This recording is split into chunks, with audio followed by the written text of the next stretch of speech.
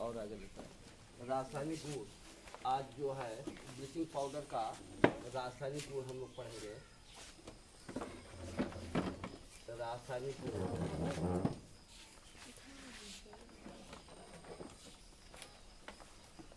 रासायनिक गुण, chemical property, chemical property.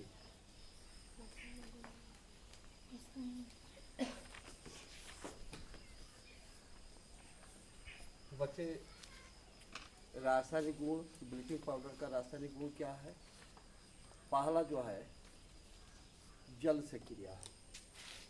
रासायनिक गुण में पहला आपको बताएंगे जल से क्रिया। जल से क्रिया, reaction with water, reaction with water, reaction with water.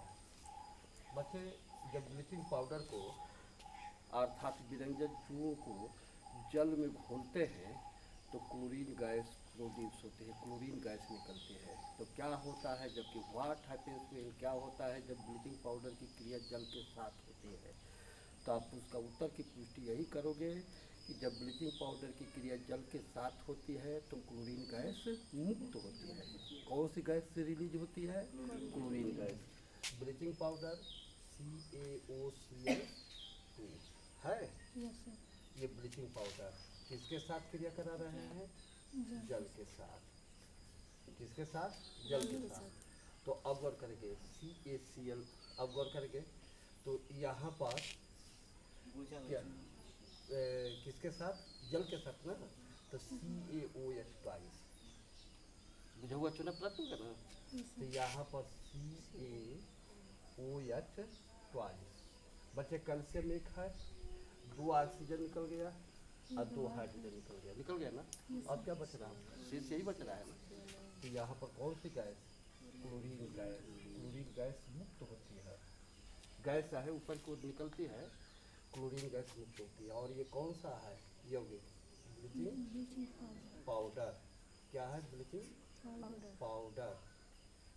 तो यहाँ पर क्या होता है जब ब्लीचिंग पाउडर की क्रिया जल के साथ होती है? व्हाट हैपेंस व्हेन मीन्स क्या होता है जबकि, तो क्या होता है जबकि ब्लीचिंग, क्या होता है जब ब्लीचिंग पाउडर की क्रिया जल के साथ होती है?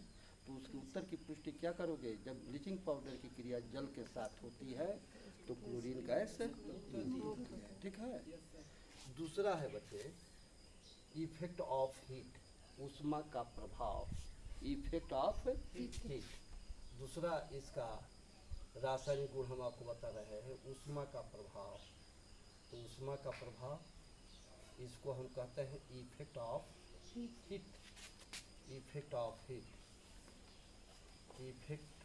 इफेक्ट मैंने प्रभाव, ऑफ हीट मैंने ऊष्मा या ताप का प्रभाव। तो जब इसे गर्म करते हैं, जब बच्चे क्या करते हैं? ब्लीचिंग पाउडर को गर्म करते हैं। तो जब ब्लीचिंग पाउडर को गर्म करते हैं तो वह अपघटित होकर ऑक्सीजन गैस देती है। जब ब्लीचिंग पाउडर को सीधे पाउडर को ले करके और उसको बर्तन में रख करके गर्म करते हैं या टेस्ट ट्यूब में रख करके उसको स्पिरिट लाइन पर गर्म करते हैं तो कौन सी गैस अपघटित होती है? वो टूट जाती है। टूट करके कौन सी गैस निकलती है? ऑक्सीजन गैस निकलती है। तो यहाँ पर CaOCl2, ये ब्लीचिंग पाउडर है ना। ये ब्लीचिंग पाउडर है। और इसको क्या करते हैं? गर्म करते हैं। क्या करते हैं? ये गर्म करने का संकेत है ना। ये हीट भी लिख सकते हैं। तो यहाँ पर जब गर्म करते हैं तो कौन सी गैस निकलती है? ऑक्सीजन।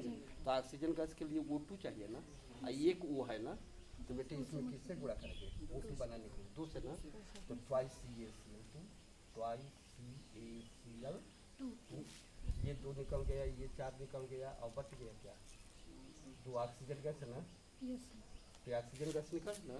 तो ब्लीचिंग पाउडर को जब गर्म करते हैं, ब्लीचिंग पाउडर को गर्म करते हैं तो वह अपघटित होकर के डिसोसिएट होकर के ऑक्सीजन गैस मुक्त करते हैं। ठीक है।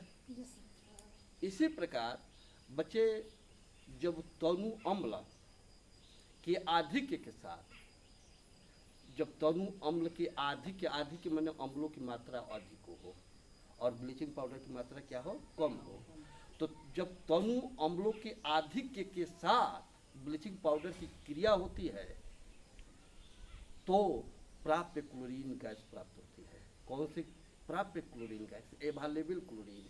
ऐसा क्लोरीन गैस जिसमें साधारण क्लोरीन में क्लोरीन की 35% मात्रा हो, उसको प्राप्य क्लोरीन कहते हैं, एवैलेबल क्लोरीन कहते हैं। एवैलेबल माने प्राप्य। वह क्लोरीन जिसमें क्लोरीन की प्रतिशत मात्रा 35% हो, उस क्लोरीन को प्राप्य क्लोरीन कहते हैं। तो जब तनु अम्लों के आधिक्य के साथ, जब तनु अम्लों के आधिक्य के साथ ब्लीचिंग पाउडर की क्रिया होती है, अर्थात बिरंज चूर्ण की क्रिया होती है, तो प्राप्य क्लोरीन प्राप्त होती है। तो यहाँ पर तीसरा आपको बता रहे हैं, तनु अम्लों के आधिक्य के साथ, किसके? तनु अम्लों के आधिक्य। आधिक्य माने तनु अम्ल की मात्रा अधिक होनी चाहिए।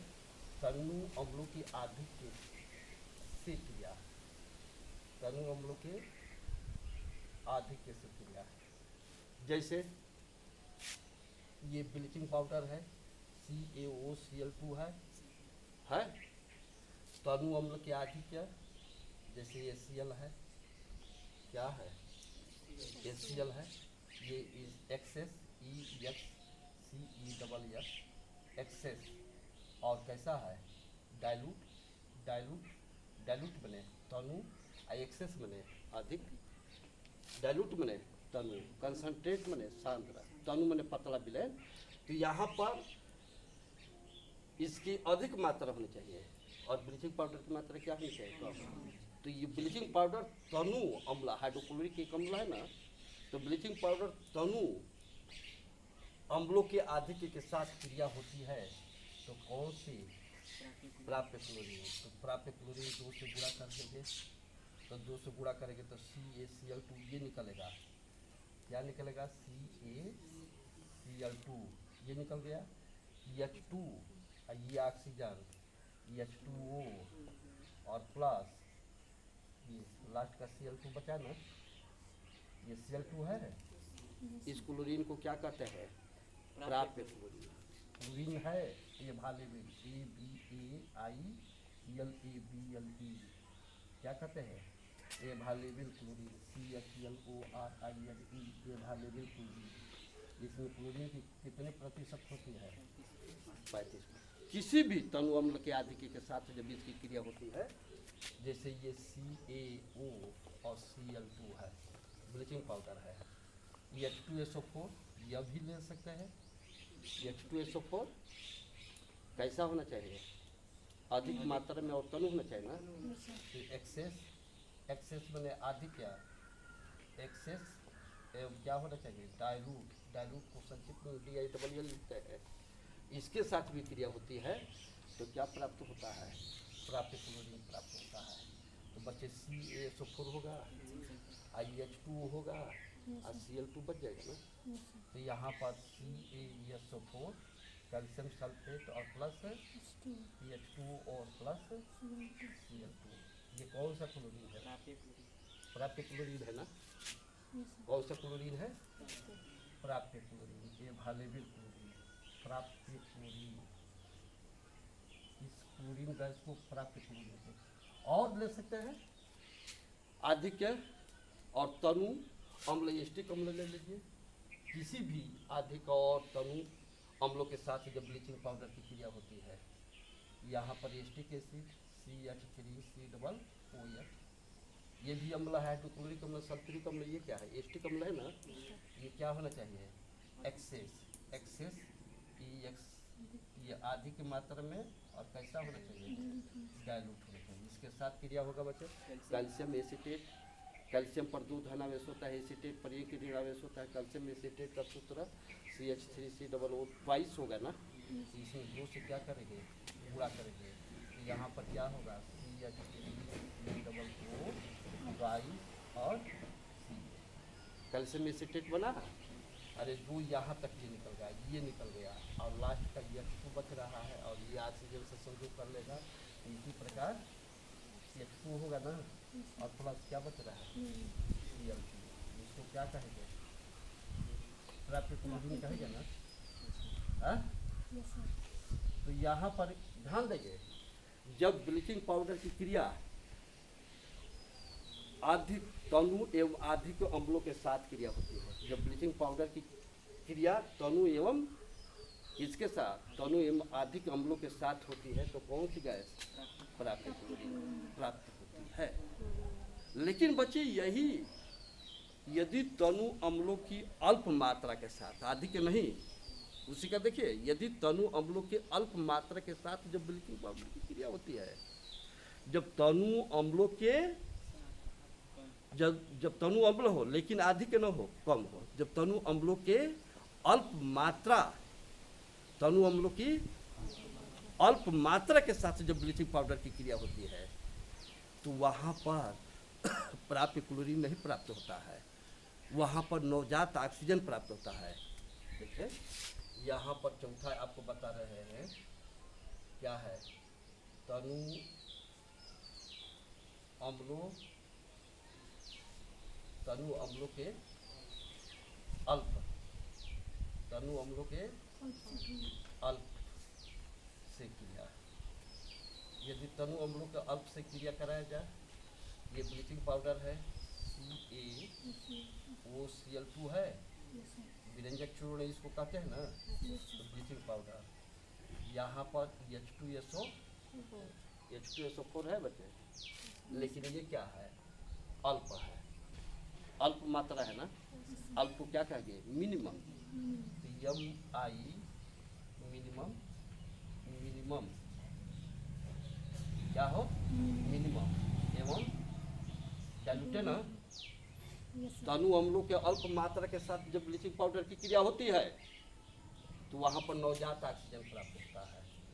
2 से गुणा कर दीजिए, तो एक CaSO4 CaSO, 2 कैल्शियम है ना, तो एक कैल्शियम यहाँ पर आ गया, और CaCl2, 2 कैल्शियम होगा, एक एक दो हो गया ना, और क्लोरीन कितना है, 4 है, 4 में से कितना हो गया, 2 यहाँ पर निकल गया, 2 बच रहा है, 2 हाइड्रोजन बच रहा है, 2 ऑक्सीजन, और 4 क्लोरीन में से 2 क्लोरीन गया ना, हाँ 2 क्लोरीन बच रहा है, 2 हाइड्रोजन ये बच रहा है, 2 ऑक्सीजन ये बच रहा है, और 4 क्लोरीन में से 2 क्लोरीन बच रहा है, 2 तो यहाँ पर रिलीज हो गया है ना, तो यहाँ पर CaCO, 2 हाइड्रोजन हो गए, 2 ऑक्सीजन हो गए, 2 क्लोरीन हो गया ना, और HOCl को हाइपोक्लोरस अम्ल कहते हैं, क्या कहते हैं, हाइपोक्लोरस अम्ल, HOCl का नाम है, ये तो 2 बैलेंस करने के लिए है, हाइपोक्लोरस अम्ल,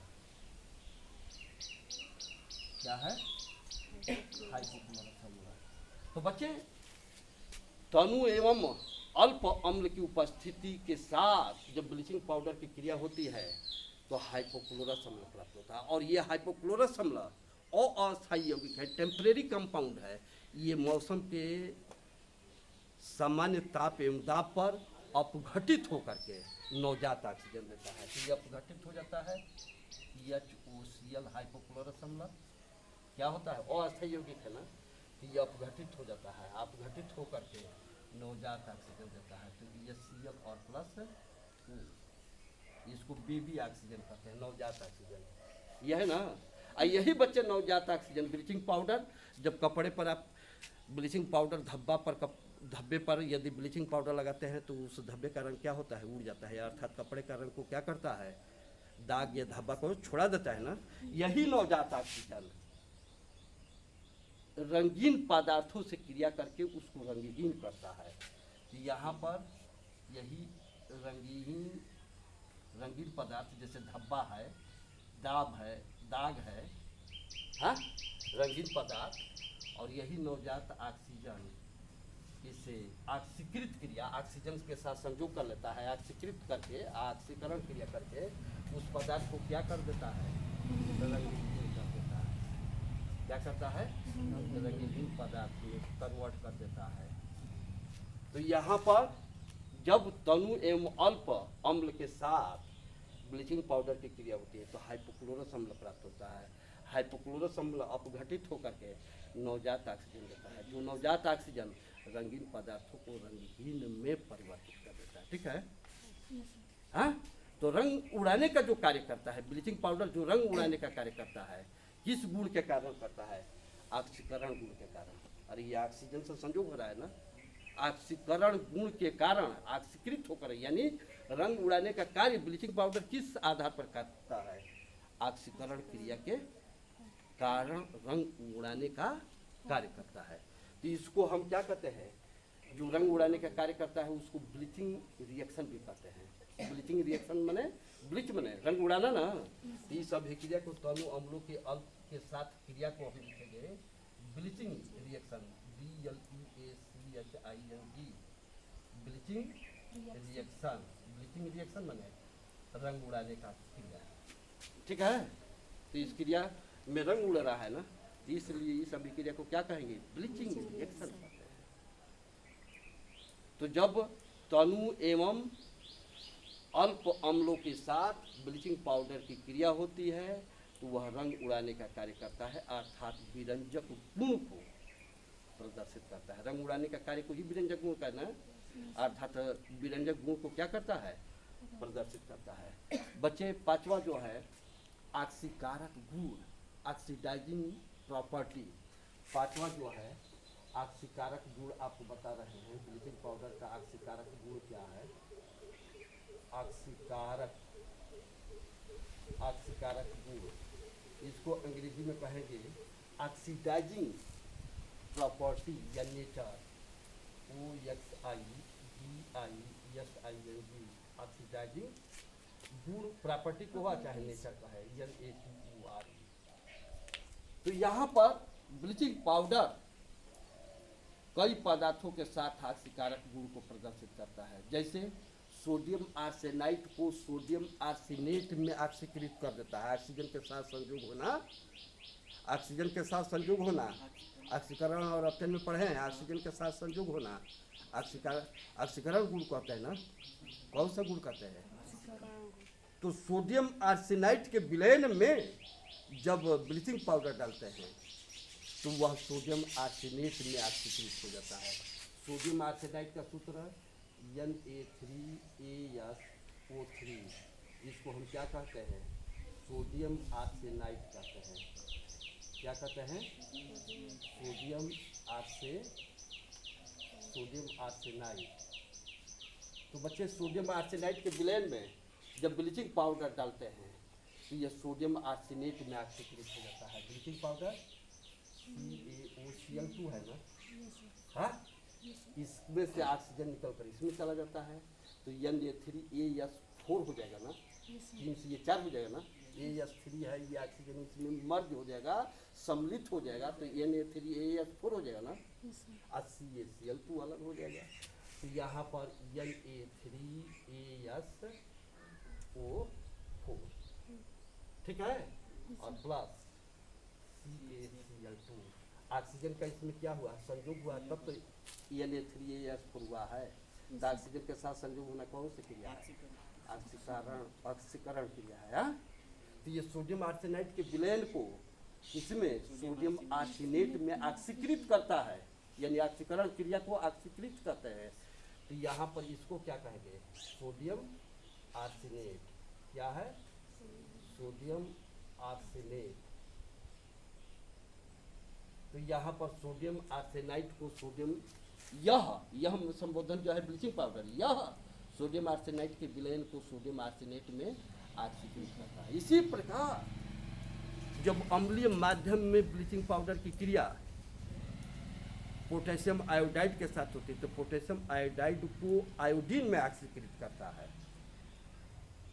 अम्लीय माध्यम में ब्लीचिंग पाउडर की क्रिया, ब्लीचिंग पाउडर का घोल है, उसमें 1-2 बूंद अम्ल डाल दीजिए, कोई अम्ल डाल दीजिए तो उसके विलयन को अम्लीय माध्यम कहते हैं। जब अम्लीय माध्यम में, जैसे ये ब्लीचिंग पाउडर है CaCO2, अम्लीय माध्यम CH3COO, एसिटिक एसिड है ना, इन दोनों के विलयन को क्या कहेंगे? अम्लीय माध्यम। एसिडिक मीडियम, अम्लीय माध्यम में जब ब्लीचिंग पाउडर की क्रिया किसके साथ होती है?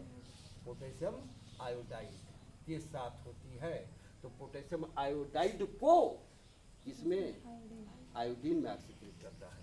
तो यहाँ पर आयोडीन I2 सूत्र तो 2, यहाँ पर क्या होगा? CH3 इसमें भी 2 से गुणा करेंगे क्योंकि कैल्शियम एसीटेट।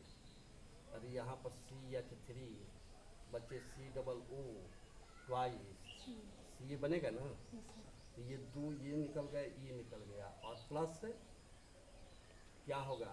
ट्वाइस KCl, 2 ये है 2 ये है ना, ट्वाइस KCl और प्लस ये लास्ट का H2 है, H2 और यहाँ पर H2O और प्लस ये I2 बच रहा है ना, I2 बच रहा है ना।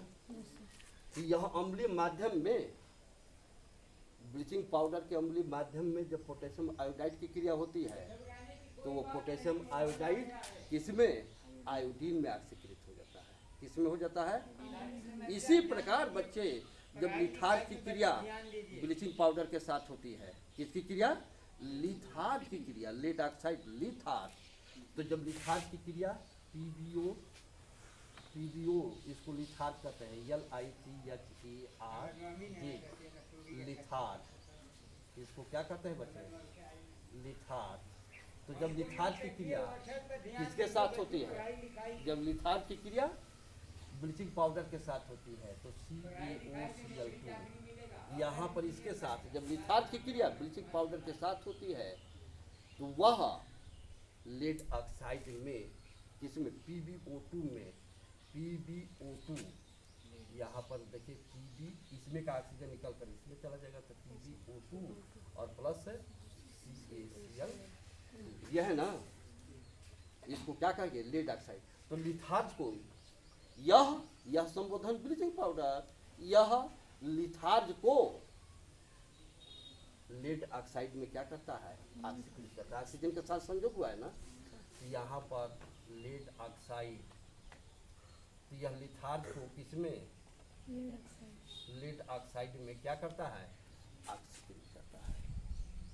तो बच्चे यह ऑक्सीकारक गुण है, अर्थात ब्लीचिंग पाउडर सोडियम आर्सेनाइड के विलयन में जब ब्लीचिंग पाउडर डालते हैं तो वो सोडियम आर्सेनेट में ऑक्सीकृत होता है।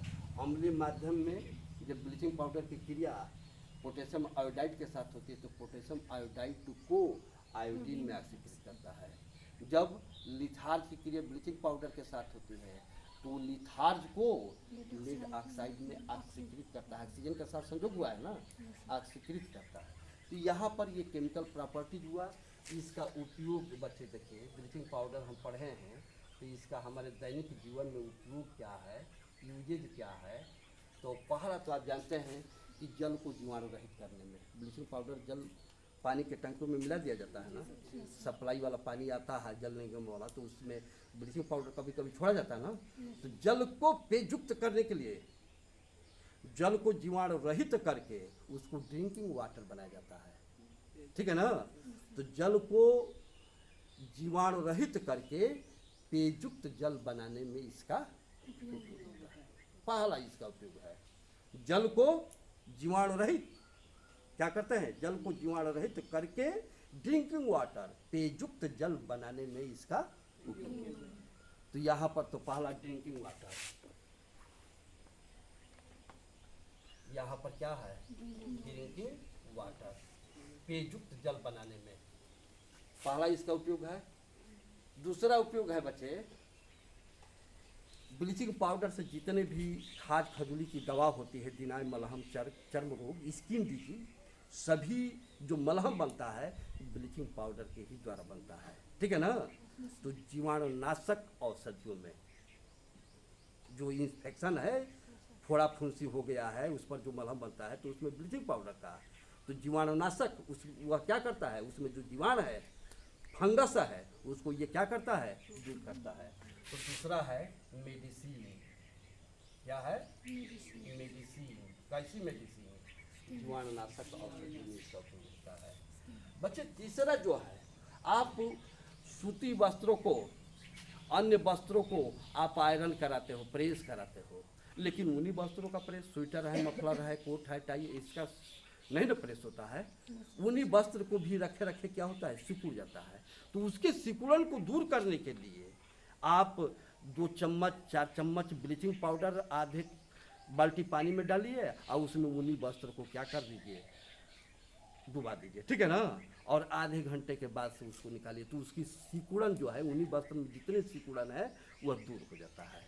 तो ऊनी वस्त्रों के सिकुड़न को दूर करने में इसका, जैसे नील उल में कपड़े को गोतते हो ना, हाँ, नील कुछ डाल करके, उसी प्रकार नील के जगह पर आप ब्लीचिंग पाउडर ले लीजिए। आप ब्लीचिंग पाउडर ले करके उस आधे बाल्टी पानी में ब्लीचिंग पाउडर 2-4 चम्मच ले करके आप उसमें ऊनी वस्त्र को भिगो करके कुछ समय के लिए, आधे घंटे के लिए, 20 मिनट के लिए छोड़ दीजिए और उसके बाद से निकाल करके उसको निचोड़िए मत, निकाल करके ऐसे ही खुली हवा में, ठंडी हवा में छोड़ दीजिए। तो उस ऊनी वस्त्रों का सारा सिकुड़न क्या है, दूर हो जाता है, अर्थात वह आयरन प्रेस की भात कार्य करता है, ठीक है ना। तो ऊनी वस्त्रों के सिकुड़न दूर करने में यहाँ पर ऊनी वस्त्रों की ऊनी वस्त्रों के सिकुड़न दूर करने में, ठीक है ना। तो यहाँ पर बच्चे ये तीसरा है ऊनी वस्त्रों के सिकुड़न को दूर करने में, ऐसा समझ में।